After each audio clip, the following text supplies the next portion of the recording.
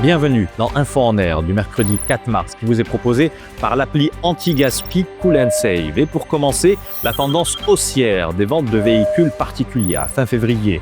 Avec une progression de 9,77% d'après les derniers chiffres de l'EVAM, ce segment affiche 14 825 unités commercialisées.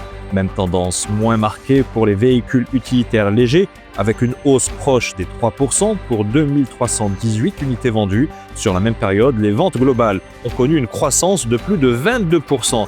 Pour un volume de 37 564 unités. Les 60 ans du Salon international du tourisme de Berlin, l'événement qui se poursuit jusqu'au 5 mars, abrite le pavillon marocain sur ses plus de 1000 m². Cet espace met en valeur 3 destinations que sont Agadir, Fès et Saïdia, en présence d'acteurs du secteur. Cette édition réunit près de 6000 exposants issus de plus de 160 pays. Elle confirme ainsi son statut de plateforme mondiale de dialogue sur l'avenir du tourisme au cours de ces 6 dernières décennies. Antonio Guterres plaide en faveur d'un socle commun de connaissances basé sur la science pour mieux comprendre une intelligence artificielle qui évolue à une vitesse fulgurante. Le secrétaire général de l'ONU s'exprimait lors de la première réunion du nouveau groupe scientifique international indépendant sur l'IA récemment créé par l'Assemblée générale.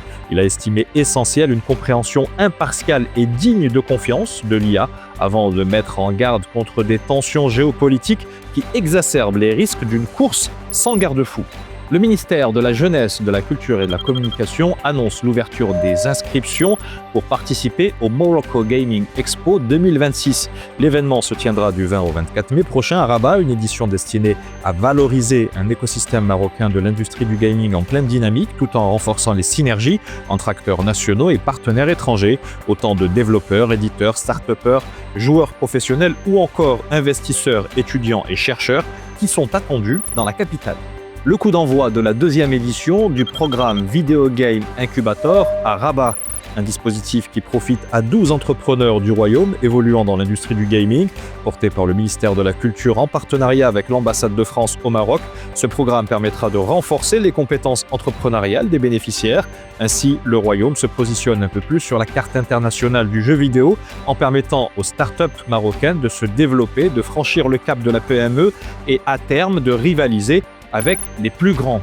C'est la fin de cette Info en Air. Si vous souhaitez vous aussi diffuser votre logo ou vos infos dans cette édition, n'hésitez pas à nous contacter via WhatsApp au 06 00 01 43 78. Et d'ici là, portez-vous bien.